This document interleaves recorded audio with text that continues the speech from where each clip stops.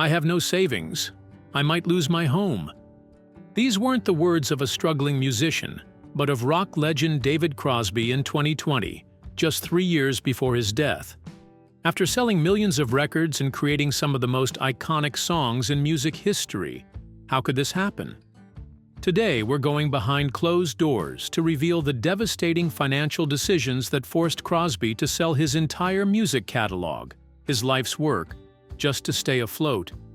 In an era when record contracts routinely exploited artists, Crosby fell victim to terrible 1960s deals that paid pennies per album, while his own demons drove him to spend whatever came in.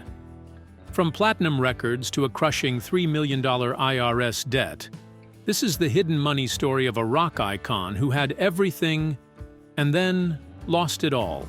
Most rock stars come from humble beginnings, but David Crosby's story starts with a silver spoon. Born in Los Angeles in 1941, Crosby grew up surrounded by Hollywood success. His father, Floyd Crosby, was an Academy Award-winning cinematographer who worked on classics like High Noon. The Crosby household buzzed with classical music and sophisticated jazz, exposing young David to musical excellence from the start.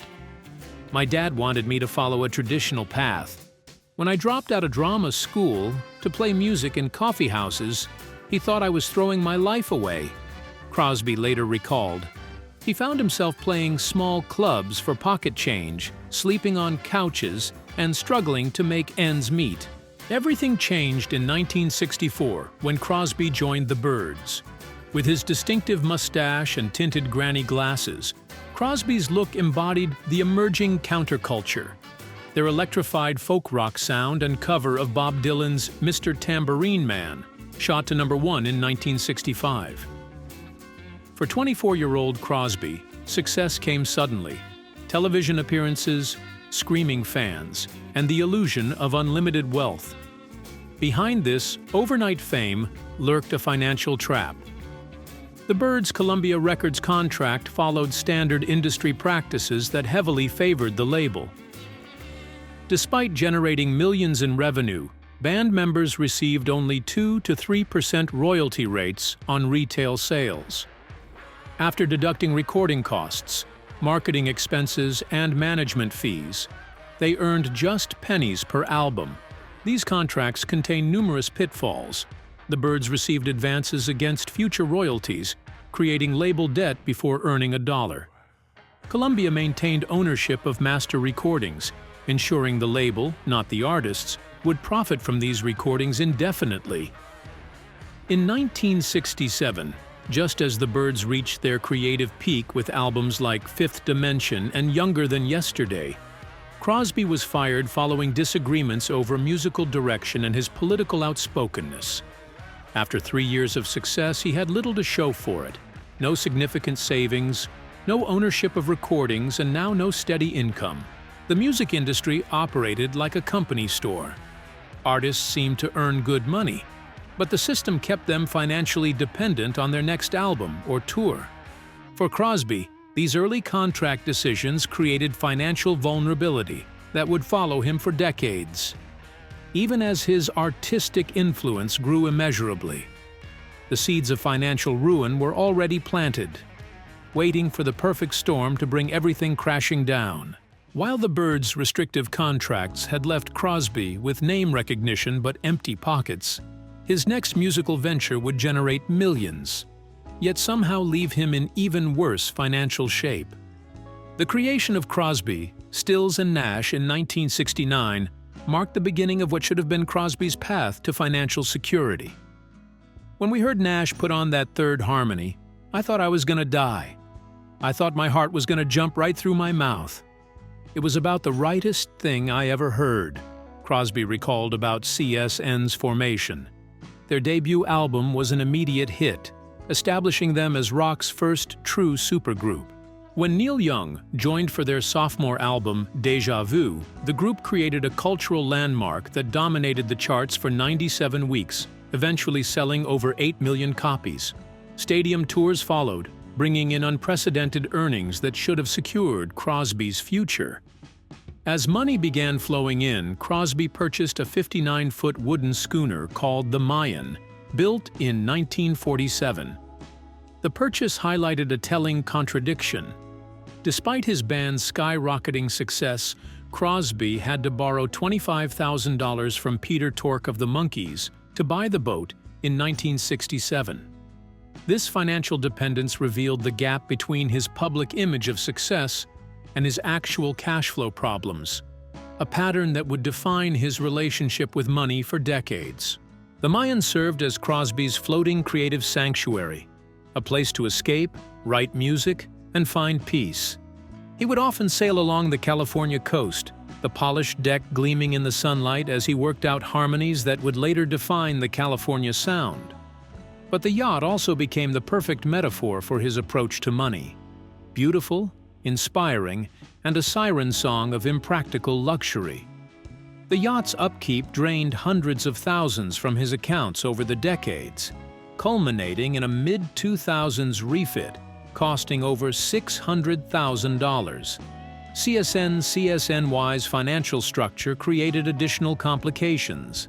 Unlike the Byrds' equal split arrangement, their earnings were heavily tied to songwriting credits, meaning songs like Wooden Ships, credited to Crosby and Stills, generated substantially different payouts than group performances. These publishing arrangements added financial complexity and tension within the band. From the outside, Crosby appeared to be living the rock star dream, sailing his yacht, performing at sold-out stadiums, and creating generation-defining music. The reality was starkly different. Despite substantial income from album sales and concerts, his financial foundation remained fragile, with each dollar spent as quickly as it arrived. The timing couldn't have been worse. Just as Crosby began enjoying significant income, he developed expensive habits. His escalating drug use coincided with his financial success, creating a perfect storm where the perception of unlimited wealth masked his unsustainable spending. Crosby made a classic financial mistake that has ruined countless successful people. He lived as though peak earning years would never end. The yacht that symbolized freedom was actually an anchor weighing down his financial future, and a prelude to even more destructive decisions that would bring this folk rock legend to his knees. The gap between Crosby's public image and private reality grew more severe with each passing year. While fans admired the free-spirited musician sailing his expensive yacht, behind closed doors, his drug habit was rapidly becoming the biggest drain on his finances. One that would eventually consume his entire fortune. Never once until I got out of prison did I ever record, perform, or do anything anyway except stoned. I did it all stoned, Crosby later admitted. This constant impairment compromised his creative output, performance quality, and reliability, all critical factors for maintaining a successful music career. Studio sessions that should have taken days stretched into expensive weeks. The sounds of constant retakes, false starts, and rambling jam sessions filled recording studios as producers struggled to capture usable performances. The 1984 tour revealed how destructive his habit had become. In New York, he burned his room at the Vista International Hotel. At the Yankee Peddler in Torrington, Connecticut, he damaged furniture and fixtures. His tour booker, Michael Gaiman, revealed, "When David set fire to his hotel rooms, I paid the bills out of my pocket. I just wanted to keep everything going. I didn't want David to get arrested." A friend starkly assessed Crosby's situation. "David freebases pretty much from when he gets up to when he collapses. I think you can safely say that David has smoked up everything he owns. All the cars, everything." This wasn't hyperbole. Crosby was quite literally consuming his fortune, one expensive hit at a time.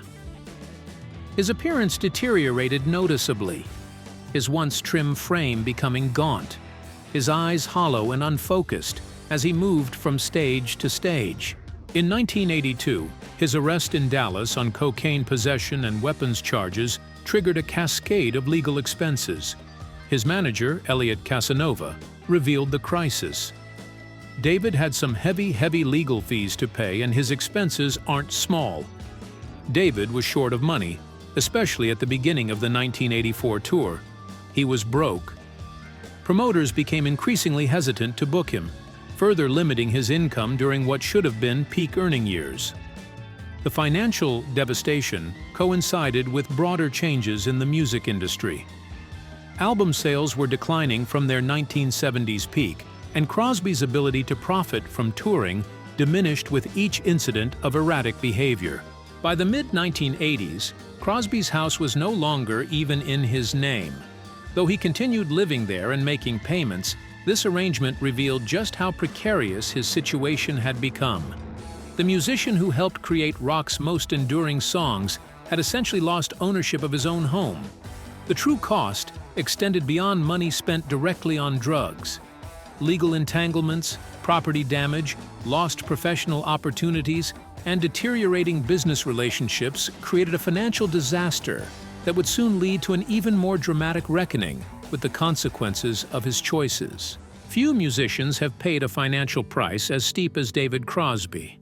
His 1985 arrest was the trigger for a financial implosion that would leave him starting over from zero at age 45, with the IRS demanding millions he simply didn't have. The breaking point came in Mill Valley, California.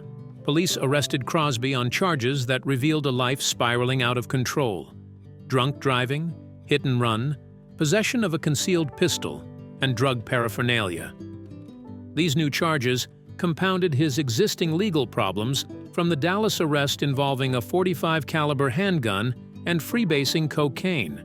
As officers processed him at the station, Crosby faced a sobering reality. The voice that had harmonized on some of rock's greatest recordings was now answering an officer's procedural questions, facing years behind bars. His signature walrus mustache and long hair, once symbols of counterculture success, now framed a face marked by years of excess. His legal battles followed a clear timeline. In June 1983, Crosby was convicted on the Dallas charges, receiving a 5-year sentence for drugs and 3 concurrent years for the weapon. Yet it took until March 6, 1986, for him to begin serving time in a Texas state prison. As part of a plea bargain attempt before imprisonment, Crosby entered a New Jersey rehab facility but left after just 2 days because he wasn't allowed to have musical instruments. A revealing glimpse into his priorities at rock bottom. Even facing prison, music remained more important than his recovery. Though Crosby spent only 9 months behind bars, the financial devastation was profound. Legal fees alone had drained any remaining assets. According to his manager, Crosby needed $20,000 to $25,000 immediately just to keep his attorneys working on his case. An impossible sum for a musician whose income had evaporated due to addiction. The core of his financial nightmare was a $3 million IRS debt that accumulated during years when his addiction made record-keeping and financial management impossible. This massive tax burden would haunt him for over a decade, with payments stretching well into the 1990s. In an August 1985 interview before imprisonment, Crosby revealed his emotional state. "I'm real scared. I feel like I want to contribute. I'm not some destructive kind of criminal. I'm not. I don't think it's fair they put me in jail. I hope they don't." His vulnerable confession showed how completely his world had collapsed. When Crosby walked out of prison on August 8, 1986, he faced a stark reality. At 45, when many musicians enjoy the rewards of decades of work, he was starting below zero. His reputation was damaged, government debt loomed, and legal bills continued arriving. The combined impact of lost income, legal fees, and tax obligations created a financial crater so deep that even with a successful comeback, Crosby would struggle financially for decades. Freedom from prison came with a price tag he would never fully pay off. Crosby emerged from prison with newfound sobriety, but facing financial devastation. His journey back would prove both physically and financially challenging. In the late 1980s, he began rebuilding his career with small club performances, his once powerful voice slowly regaining its strength. The crowds were smaller, the venues less prestigious, but he was performing clean for the first time in decades. The early 1990s brought a critical turning point when Crosby's health collapsed. Years of drug abuse had ravaged his liver, and by 1994, he required a life-saving transplant. The procedure carried not just physical risk, but came with astronomical medical costs that further strained his fragile finances. One friend noted that the combination of past IRS debt and mounting medical bills created a financial hole so deep most people would never climb out. Against long odds, Crosby survived the transplant and continued his career comeback. He reunited with former bandmates for periodic CSN and CSNY tours, generating much-needed income. Yet the financial ground he'd lost during his addiction years proved difficult to regain. Throughout the 1990s and early 2000s, while peers like Neil Young carefully managed their catalogs and diversified their investments, Crosby focused simply on staying solvent. Between 2014 and 2021, Crosby experienced a genuine creative renaissance, releasing 5 solo albums that surprised critics and fans with their quality and emotional depth. Albums like Crows, 2014, Lighthouse, 2016, and For Free, 2021, showcased a songwriter whose skills had only deepened with age. They also revealed his tireless work ethic. At an age when most people retire, Crosby was touring relentlessly to support each release. Night after night, the aging rocker took stages across the country, his voice still powerful despite his body showing decades of hard living. In performance, he would often close his eyes tightly while reaching for the high notes that had defined the CSN sound, his weathered hands gripping the microphone stand for support. His final full concert at Red Rocks Amphitheater on September 17, 2019, saw him performing beneath the towering sandstone formations, a fitting venue for a rock legend's last major performance.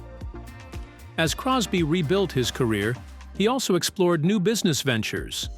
In his later years, he developed a craft cannabis brand called Mighty Crows with entrepreneur Stephen Sponder. As a longtime cannabis advocate, this venture aligned with both his counterculture values and financial needs. Yet even this business opportunity came too late to solve his deeper financial challenges. The economics of music had fundamentally changed. Streaming services replaced record sales, with brutal consequences for musicians like Crosby. He bluntly estimated that even 75 million plays on Spotify would generate only around $300,000, barely covering a year's expenses with his medical costs. The 3 main record companies are making, I was told, $19 million a day off of streaming, and the artists are getting shafted, Crosby pointed out, his voice rising with indignation as he highlighted the enormous gap between corporate profits and artist compensation. His criticism wasn't just bitterness, it reflected the harsh reality of how dramatically the industry had shifted beneath his feet. Then disaster struck. The pandemic of 2020 shut down live venues worldwide, eliminating his primary income source overnight. For a 78-year-old with ongoing health issues stemming from his liver transplant, the timing couldn't have been worse. The financial tightrope he'd walked for decades suddenly had no safety net. "You know they don't pay us for records anymore, right?" Crosby explained in one of his final interviews. "Touring is all we got. That's really the only thing that we can do to make any money. And to lose it is just awful. Honest to God, I may lose my home." For a rock legend with over 6 decades in the business, this financial precarity seemed incomprehensible to fans. Backed into a corner, Crosby made the painful decision many aging musicians face. In March 2021, he sold his entire music catalog to Irving Azoff's Iconic Artists Group for a deal reported to be worth over $20 million. The sale included his solo work, as well as his work with the Byrds, CSN and CSNY, literally everything he had created over a lifetime. "I didn't want to sell my publishing, man. I didn't want to sell a goddamn thing. I didn't have any goddamn choice," Crosby admitted with characteristic bluntness. The sale provided security for his family at the cost of relinquishing control over his life's creative output. After decades of making music, Crosby no longer owned the rights to a single song he had written. Not Wooden Ships, not Guinevere, not any of the works that had defined American music.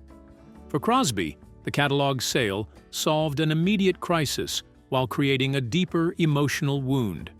The transaction granted him the financial security he'd lacked for decades, allowing him to pay off his home and ensure his family's stability.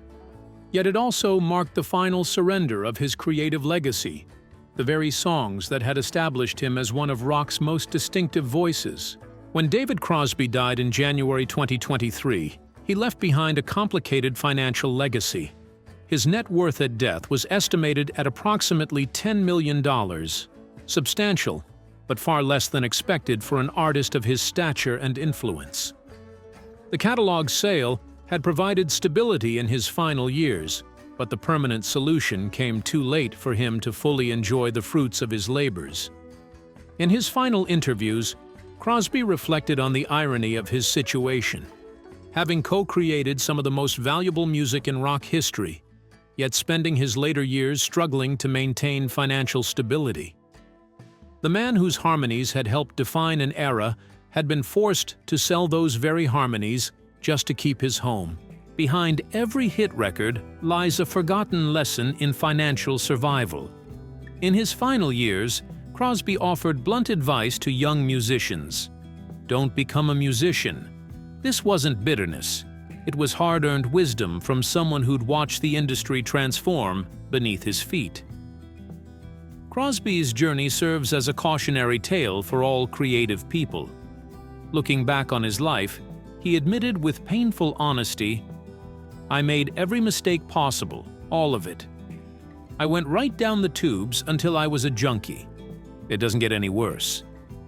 Even in his late career, his financial motivations remained surprisingly basic. "I have a family and a mortgage, and I have to take care of them, so it's my only option." While Crosby struggled, contemporaries like Neil Young built sustainable careers through careful catalog management and diversified income streams. The contrast reveals that musical genius doesn't automatically translate to financial security. Careful business decisions matter just as much as creative ones. Crosby's three-part harmony with Stephen Stills and Graham Nash may have been perfect, but his financial harmony never materialized. His journey from Hollywood privilege to rock stardom to prison, and finally, to selling his life's work shows both the dizzying heights and crushing lows of the music business. The next time you hear those unmistakable harmonies on Wooden Ships or Almost Cut My Hair, remember this. Behind every magical recording lies the complicated reality of an artist who created beauty while struggling with the practical challenges of surviving in an unforgiving business. In an industry built on dreams, David Crosby's financial nightmare serves as a powerful reminder that even legends aren't immune to the hard realities of money. From the silver spoon childhood to the empty bank accounts of his final years, Crosby's story has come full circle. He began with Hollywood privilege and ended by selling the very songs that made him a legend. A cautionary tale about how easily money can slip through even the most talented fingers in the music industry.